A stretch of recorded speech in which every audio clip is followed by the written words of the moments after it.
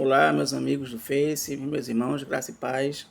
Queria compartilhar com vocês uma mensagem, um versículo que se encontra no livro de Mateus, capítulo 8, versículo 23 ao 27, que diz: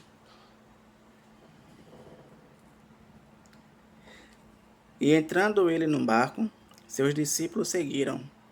E eis que no mar se levantou uma tempestade tão grande que o barco era coberto pelas ondas. Ele, porém, estava dormindo. E seus discípulos, aproximando-se, o despertaram, dizendo: Senhor, salva-nos, que pereceremos. E ele disse-lhes: Por que temeis, homens de pequena fé? Então, levantando-se, repreendeu os ventos e o mar, e seguiu-se uma grande bonança. E aqueles homens se maravilharam, dizendo: Que homem é este, que até o vento e o mar lhe obedecem? Meus irmãos, é bem verdade que, às vezes, em nossas vidas, a gente se depara com momentos que a gente não esperava, a gente não espera, né?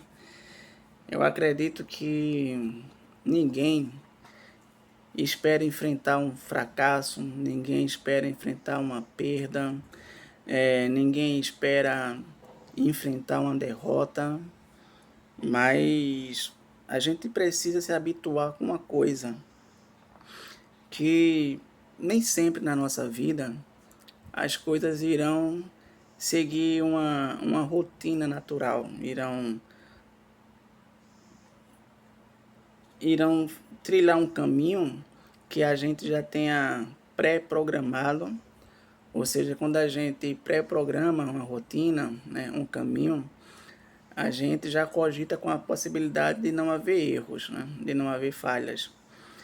Só que a gente tem que entender que na nossa vida, né, os dissabores, eles fazem parte, né? Jesus falou que no mundo nós teríamos aflições e tribulações.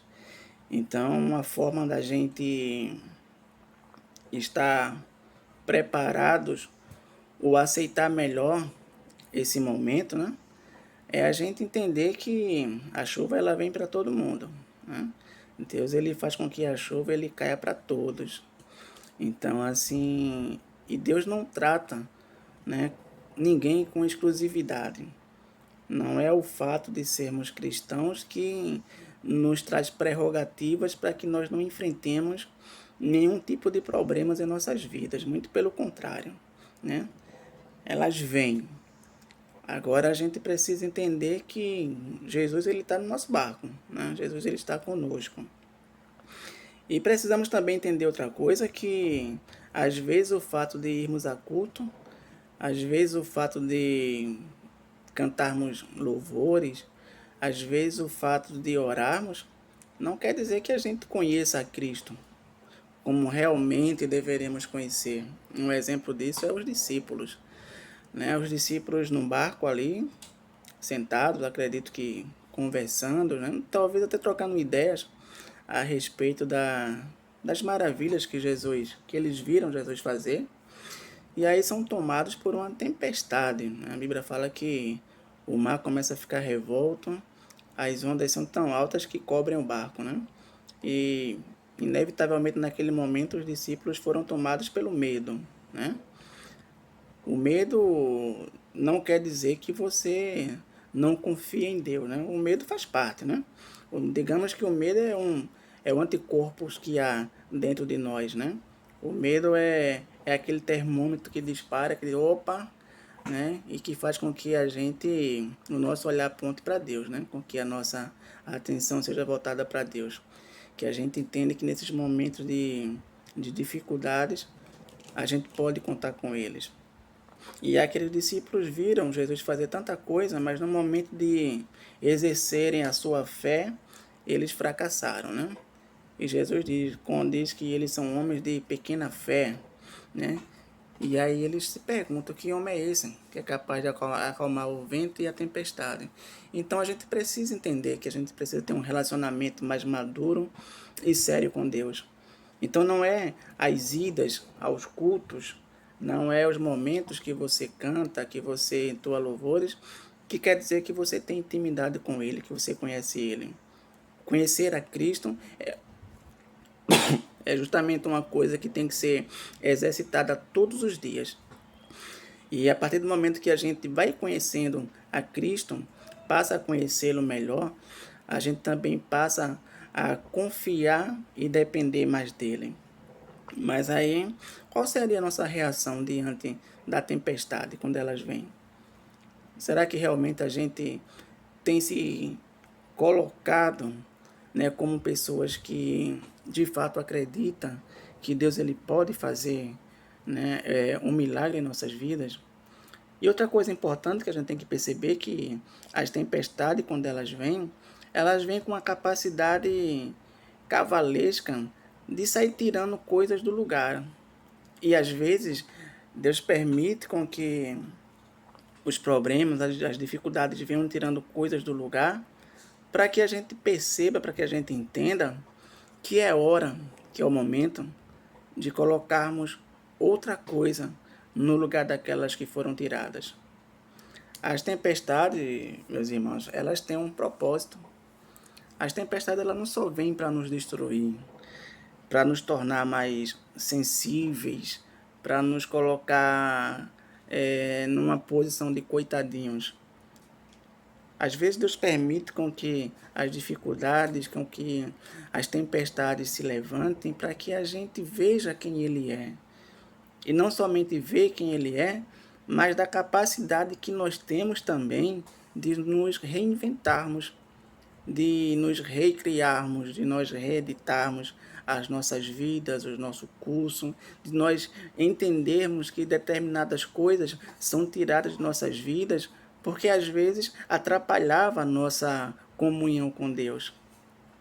Quantos casamentos já foram desfeitos, né? Deus permitiu que casamentos foram desfeitos porque um dos dois não tinha liberdade de ir para o culto, não tinha liberdade de adorar a Deus, não tinha comunhão com Deus. E aí Deus permitiu que muitos relacionamentos terminassem para que aquelas pessoas fossem libertas, né, do grilhão que prendia, que escravizava. É lógico que talvez muitas pessoas sofressem em momentos como esse, da perda, porque a gente não para pensar, porque não pararam para pensar ainda, que Deus está dando uma oportunidade de colocar uma coisa diferente, uma coisa nova no lugar daquela que havia antes da tempestade. Né? Quantas portas Deus já fechou para pessoas, porque Deus tem coisas melhores para elas, mas por essa porta talvez lhes trazerem proporcionar certo comodismo, né? Fazia bem para elas, e às vezes Deus permitiu com que portas fossem fechadas para que pessoas passassem a terem mais comunhão com o Senhor. Porque trocaram a comunhão de Deus pelo emprego, trocaram a comunhão com o Senhor por outras coisas, e Deus permitiu com que as tempestades se levantassem para que esse relacionamento fosse trazido de volta, para que esse retorno ao primeiro amor fosse trazido de volta.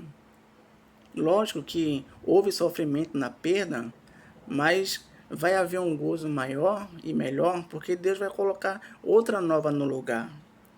Deus colocou essa mensagem muito forte no meu coração agora à tarde, que não são as perdas, né, que vão te trazer esse sofrimento, que vão fazer com que você sofra, com que você chore, e até você vai sofrer, até você vai chorar, mas após a tempestade, após a remoção de coisas do lugar, Deus irá colocar coisas novas.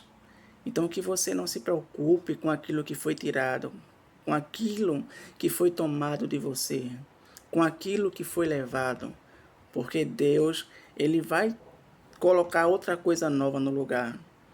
E essa coisa nova que Deus vai colocar vai ser melhor do que a que havia antes.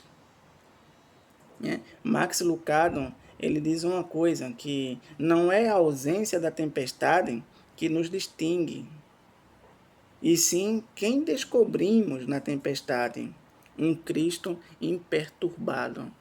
Então, nos momentos da tempestade, a tempestade ela vai revelar que nós somos.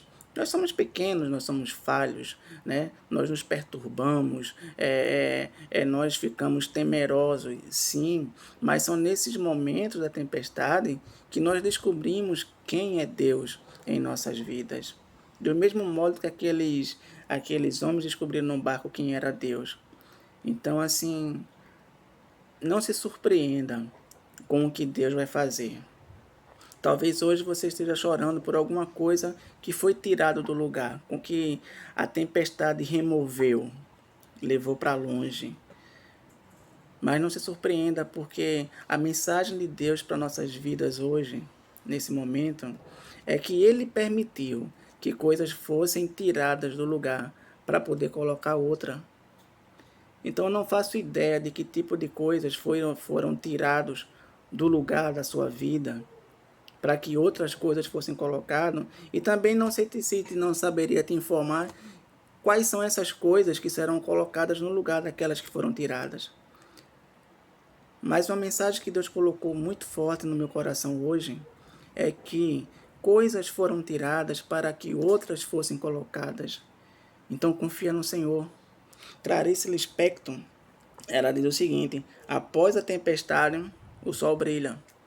Então vai haver momentos em nossas vidas que vai ser de escuridão, que vai ser de profundas trevas. Vai haver momentos que a tempestade vai cobrir o nosso barco.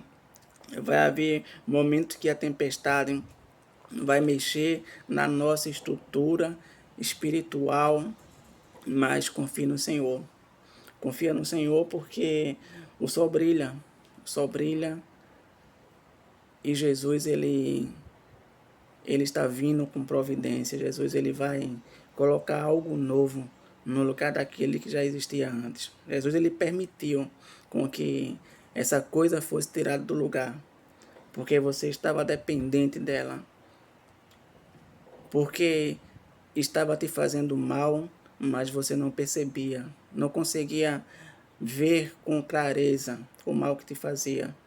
Então Deus permitiu que essa coisa fosse tirada do local, do lugar, mas Ele vai colocar uma coisa nova. Deus permitiu que a tempestade removesse algumas coisas da nossa vida para colocar outras. Então que nós confiemos em Deus, que a nossa confiança, a nossa crença em Deus, ela aumente cada dia mais.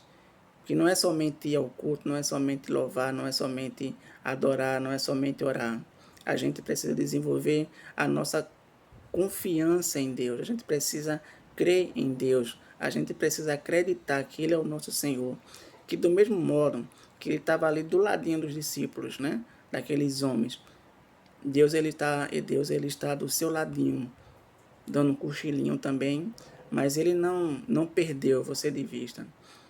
As tribulações, as tempestades, elas fogem do nosso controle, mas não fogem do controle de Deus. Então, que Deus nos abençoe e que nós nos preparemos para que nós possamos viver algo novo da parte do Senhor. Que Deus nos abençoe.